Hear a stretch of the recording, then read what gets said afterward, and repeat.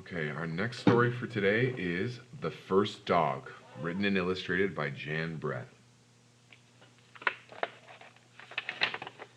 The First Dog. Long, long ago, in the great days of the Pleistocene, Kip the cave boy bound down the trail on his way home. He avoided the aurochs, the cave bears, and the megaceros. He evaded the woolly rhinoceros, the wild horse, and the mighty mammoth. But he was getting tired and hungry, and he was still a long way from home. He marched on until he saw a great rock. It was a good place to stop and rest. Kip reached in his bag for a woolly rhino rib, still sweet and smoky from his fire. Suddenly, up popped a paleo wolf, looking for leftovers. Wolf's nose began to twitch and sniff.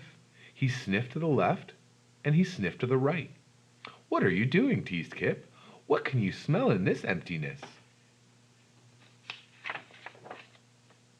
Paleo Wolf held his snout high in the air. With his keen nose, he could smell a rain cloud across the valley, the track of a tiny toad, the pelt of a prying pachyderm. But most of all, he could smell roasted woolly rhino bones, and he gave a hungry whine.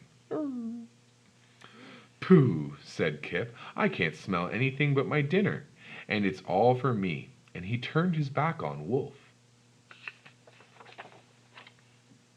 But Paleo Wolf had already hurried away, and when Kip saw the reason why, he was just able to get away in time. Soon Kip was back on the homeward trail. He walked on and on until he spied a cave. It was a fine place to stop and rest. He thought about another rhino rib, still crackly and crunchy from the fire. Up popped Paleo Wolf, looking for leftovers. Wolf's ears began to turn and dip. He listened to the left, and he listened to the right. "What are you doing?" mocked Kip, taking a big bite. "What can you hear in this silence?" Wolf cocked his head. With his fine canine ears, he could hear a fish rise in the river, a leaf fall, the soft pant, pant, pant of a cave bear. But most of all, he could hear the snap of woolly rhino bones, still crisp from the fire, and he gave a pleading howl. "Pooh," said Kip, "I can't hear anything except my teeth crunching on these very tasty bones," and he threw a clump of moss at Paleo Wolf. But Paleo Wolf had already hurried away, and when Kip saw the reason why, he was just able to get away in time. Soon Kip was back on the homeward trail, more footsore and weary than ever. He trudged on and on until he saw a big tree. It was just the place to stop and rest.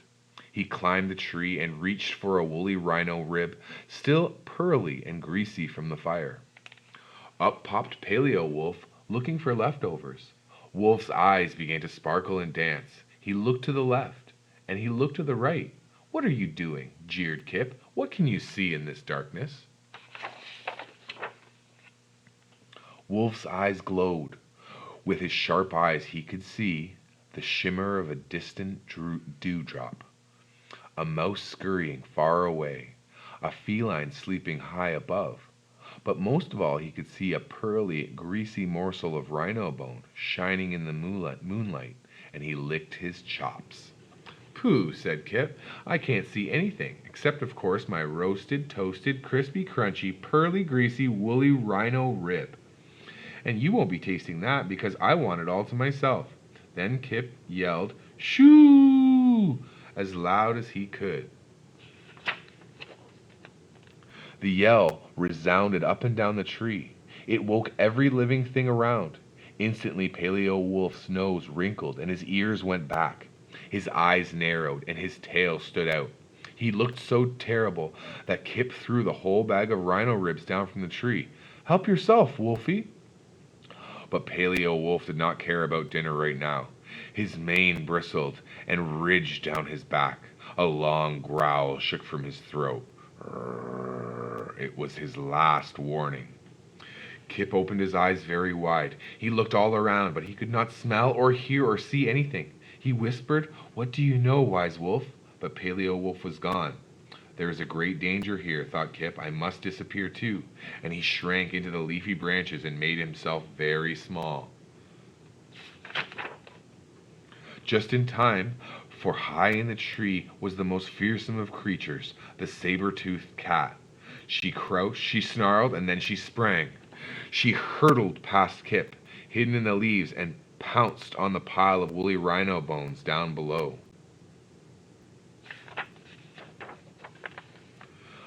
All that night, as he sat in the tree, Kip thought and thought. He shivered over Paleo Wolf's last warning. It had not been one second too soon. The next morning, Kip climbed down. There was Paleo Wolf looking for leftovers. Together they looked at the spot where the bones had been, and they were very gloomy. Finally, Kip made a speech. He said, "Wolfie, if you will use your keen nose and your fine ears and your sharp eyes to keep me from being eaten up, I promise to share with you all the woolly rhino ribs and even mammoth meat that I cook over my fire." Paleo Wolf barked, meaning yes, and then he wagged his tail, the very first wolf to do so. When Kip saw that, he cried, "And I will call you Dog," which means one who wags his tail.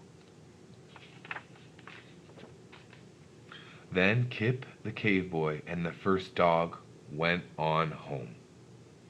The end.